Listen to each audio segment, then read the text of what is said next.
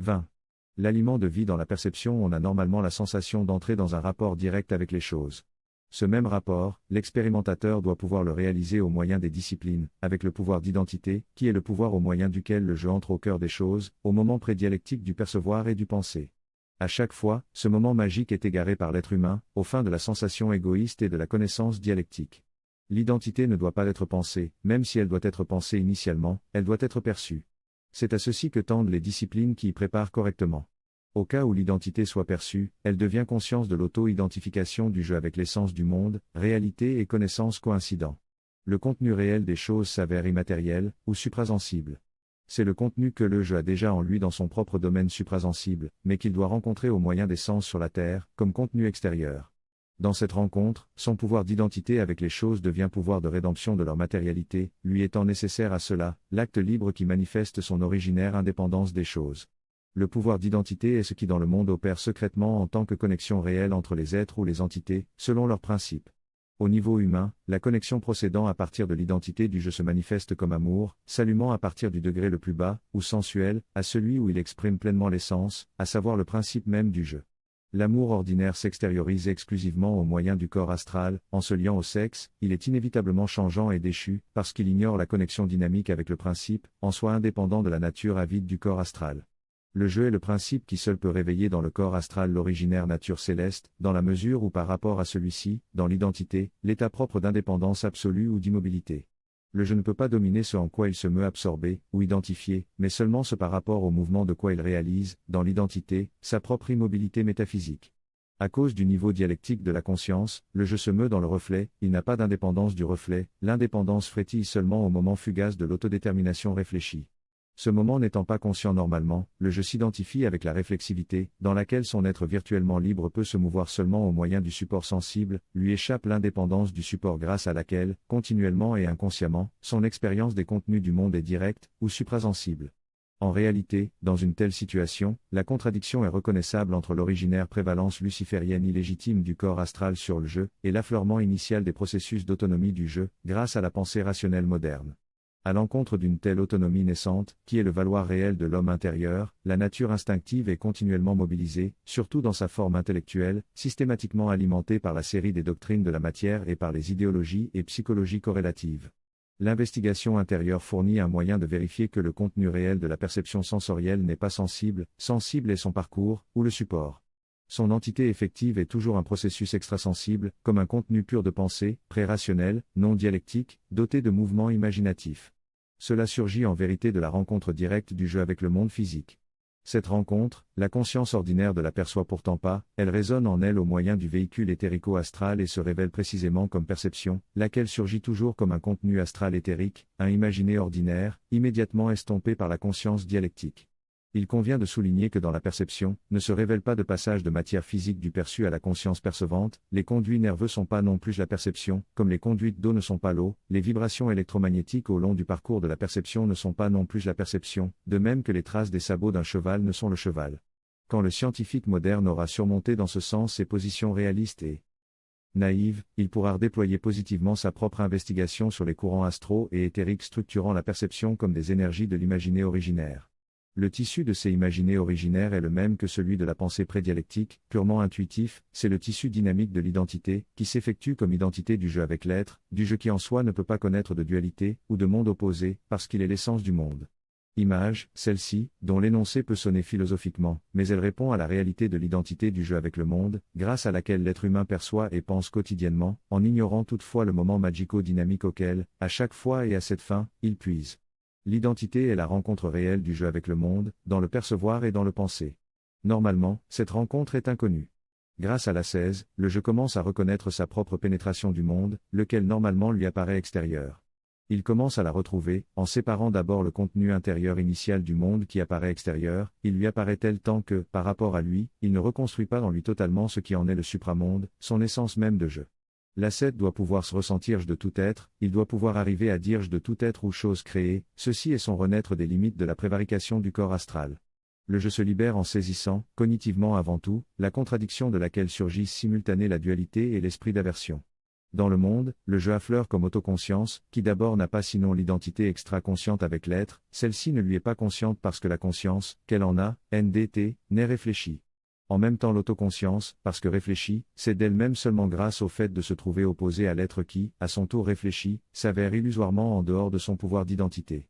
Ce mouvement initial de l'autoconscience est ce qui est normalement appelé je, mais n'est que le je réfléchi, l'opposé du jeu qui, grâce à l'identité est destiné à apporter le pouvoir d'amour dans le monde. Le je réfléchi inverse toujours inévitablement une telle direction, parce qu'il a opposé à soi le monde comme réalité extérieure, tout le monde, les autres, ses semblables. Il ne peut pas y avoir dépassement de l'erreur de la pensée humaine, connectée à l'apparaître duel, ni des idéologies mécanistes qui en découlent, ni de la haine qu'un semblable niveau comporte contre toute valeur créatrice et toute hiérarchie qualitative, sans retrouvailles du contenu réel d'une façon unitaire du monde, pour le moins d'abord avec le concours de quelques-uns. Le tissu imaginatif et intuitif de la pensée prédialectique, dont s'abstrait la pensée dialectique, est le contenu interne du monde, privé duquel le monde apparaît alors extérieur et duel. Dans la pensée dialectique, le monde le je n'existe pas sinon réfléchi, lui est inconnu le contenu intérieur de la réalité, dans lequel par conséquent il pénètre métaphysiquement comme dans son propre contenu, grâce à l'identité continuellement effectuée au plus profond du percevoir, dans le pensée immédiat. Il est important de ne pas oublier toutefois que précisément au moyen de la pensée dialectique, qui est la pensée privée de vie imaginative et intuitive, et aussi cependant effet de dualité, le je expérimente la dimension de la liberté, mais il l'expérimente au bénéfice de la nature psychophysiologique, qui fournit le support à une telle pensée. Cette liberté avec support sensible, dans le véhicule de la corporéité, est en vérité contingente et comme telle, elle est acclamée par les rhéteurs modernes de la liberté, elle est de toute manière la source des désastres humains, tant qu'elle ne réalise pas sa dimension extracorporelle, qui est sa possibilité d'être vraie, à savoir de s'exprimer comme volonté non subordonnée à des processus de la nature animale. La liberté, effectuée dans sa lumière essentielle, est le présupposé de l'amour dont le jeu, au-delà du caractère de reflet, est porteur dans le monde. Le jeu est libre mais prisonnier de sa propre liberté inférieure, parce que celle-ci n'a pas d'extériorisation sinon réfléchie. Tout est reflet, l'apparaître sensible est en substance un reflet, c'est pourquoi il se présente matériel. S'il n'était pas réfléchi, il serait profondément pénétrable. Encore qu'il n'y a rien dans quoi l'homme pénètre vraiment ni hors, ni en soi, rien en quoi il puisse s'immerger. Même la volupté des sens, en chaque point dans lequel la preuve lui échappe. Elle lui échappe dans un sens temporel, à cause du mirage d'un contenu béatifique saisissable dans le moment qui suit continuellement, le contenu intérieur, le vrai, étant en réalité imperceptible à la conscience réfléchie. Ainsi les couleurs, les formes, les lumières, les pensées, les sentiments, tout se révèle à lui fugace dans sa nature de reflet indéfini, ou de superficialité, qui est la forme impénétrable de la vie.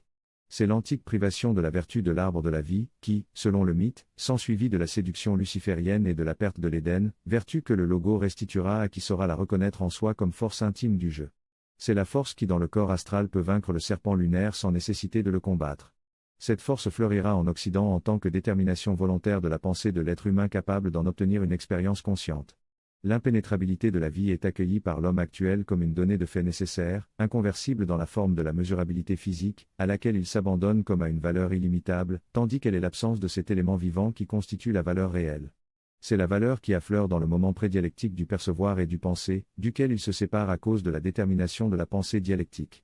Au niveau de cette pensée privée de vie, se limitant à la connexion quantitative, et cependant arbitre d'une manière illimitée d'argumentation et de calcul, l'être humain est libre, mais d'une liberté sans respiration, parce que sans connaissance du monde, qui, au-delà de la pellicule de la quantité, sert de support à l'être libre, sans connaissance de son propre mouvement, de sa propre direction, de son propre sens, par rapport au support de la liberté. Est prévisible, d'après le tableau précédent, la tâche de l'ascète qui vise à l'expérimentation consciente de la vie, à savoir du pouvoir d'identité du jeu avec les êtres et les choses du monde. L'expérimentation d'un tel pouvoir est la voie de la liberté authentique, dont la liberté instinctive est la direction opposée, précédente sur le fil inconscient de l'aversion à l'égard des êtres et du monde. Le courant instinctif est toujours égocentrique, parce qu'il ne sort pas de la limite astrale, alors que le courant du pouvoir d'identité, parce qu'il part du jeu, c'est l'opposé. C'est pourquoi l'ascèse de la liberté est substantiellement l'ascèse de l'amour. On a vu comment la discipline du percevoir pur et du penser pur est la méthode au moyen de laquelle l'expérimentateur de ce temps réalise le pouvoir d'identité du jeu, c'est-à-dire du porteur terrestre de la puissance cosmique de l'amour. On a exposé, dans un tel sens, la série des exercices de concentration, méditation et de contemplation, propres à la science moderne de l'esprit. Il convient de ne pas oublier toutefois que l'ascèse du pur percevoir, fondamentale pour l'expérimentateur des temps nouveaux, est celle qui lui est la moins familière, parce que pour la première fois elle est exposée pratiquement, le jeu se tourne vers son pouvoir d'identité avec le sensible, au moyen de la perception elle-même, selon une procédure inconnue des disciplines passées du suprasensible. Le silence mental amené à la rencontre de la perception d'un cristal ou d'une plante, est une expérience directe que fait le jeu de son pouvoir d'identité par l'entremise du percevoir. Dans un tel moment, l'ascète réalise le processus grâce auquel le jeu rencontre l'astral, pour arriver au physique. A commencer pour lui la libération de l'astral de l'élément lunaire de sensibilité, qui fait normalement obstacle à la conscience solaire du jeu. Dans l'âme, se révèle l'être du cristal ou de la plante, surgit au plus profond une énergie, qui est substantiellement identité du pouvoir du jeu avec elle, et qui se projette dans l'objet en vision éthérique. Une telle vision est un symbole nécessaire à l'opération, mais elle n'en est pas l'élément le plus important. Dans la contemplation du cristal ou de la plante, l'expérimentateur saisit consciemment l'élément de vie du percevoir, il peut avoir la première expérience de son être inséré dans un courant de vie, dans lequel en vérité, il se trouve toujours, mais n'y est jamais consciemment. Normalement, il vit sans sensation et sans représentation de la vie, non pas dans la vie. La vie comme telle lui échappe ponctuellement, car lui en est extériorisé par sa conscience réfléchie, mais il doit à cette extériorisation la conscience de vie lucide, qui le conduit à contempler avec détermination le monde fini, mesurable, privé de contenu intérieur. L'élément de vie lui faisant défaut, il lui manque les véhicules fluides de la lumière, qui est le véhicule du jeu dans l'âme, le logo. La lumière, en effet, à cause de l'assujettissement du jeu à l'astral lunaire, lui l'aperçoit réfléchie, tandis que dans la perception elle rencontre continuellement la vie, en dehors de la conscience réfléchie. La convoitise qui excite, fatigue et détruit l'être humain, est en substance la nostalgie et à la fois la recherche obsessive de l'élément de vie perdu, que la perception laisse pressentir, mais ne donne pas, dissimule plutôt à l'astral réfléchi.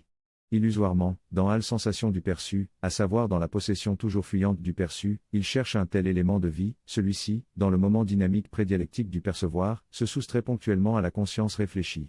Toutefois, sans lui il ne se révélerait pas de perception. En réalité, l'être humain ne vit pas, il existe. C'est-à-dire qu'il se tient à l'extérieur de la vie, aux marges de l'élément vivant. Et il est juste que pour l'instant il en soit ainsi. S'il possédait l'élément de vie, sans être libéré de hâle convoitise, il produirait des formes démoniaques dotées de pouvoirs magiques. C'est la raison pour laquelle, dans le mythe biblique, le Seigneur dispose qu'Adam soit éloigné de l'arbre de la vie, pour éviter qu'il cause aussi à celui-ci la corruption provoquée en lui par la séduction de Lucifer. S'il possédait, sans le corrompre, l'élément de vie au moyen duquel il existe, l'être humain ne mourrait pas. Il utilise le courant de vie, il est inséré en lui, mais il ne le perçoit pas, son percevoir, tout en étant médiatisé par le courant de la vie, est limité au sensible, il s'arrête à la minéralité morte, ici aussi au reflet de l'objet, à l'apparaître, non pas à l'être. L'être part de lui, à travers lui, inconnu. Il ne le connaît qu'après la mort, il le rencontre inconscient durant le sommeil, mais il l'a continuellement à l'intérieur de la pensée, dans le moment prédialectique. L'art initiatique c'est de retrouver le logo à la source de la pensée, au-delà de la maya de la pensée. Retrouvé dans la pensée, il le reconnaît comme l'élément de lumière de vie de toute perception. Le courant de vie n'affleure aucunement dans l'imagination poétique, à savoir dans l'activité esthétique, quand elle est authentique et non cérébrale, et dans la pensée intuitive, qui est une expérience de plus en plus rare chez l'être humain. Il affleure, de toute manière, inconscient. Il faut la discipline du penser énergique et véridique, pour ouvrir la conscience à son courant de vie fondamental. Mais elle doit être la discipline donnée par les réels guides de l'humanité, la discipline qui n'élude pas le pouvoir d'identité du jeu, s'exprimant comme détermination de la pensée par l'expérience sensible, et comme processus intérieur de la perception. La pensée pure, le percevoir pur, doivent être expérimentés de manière moderne.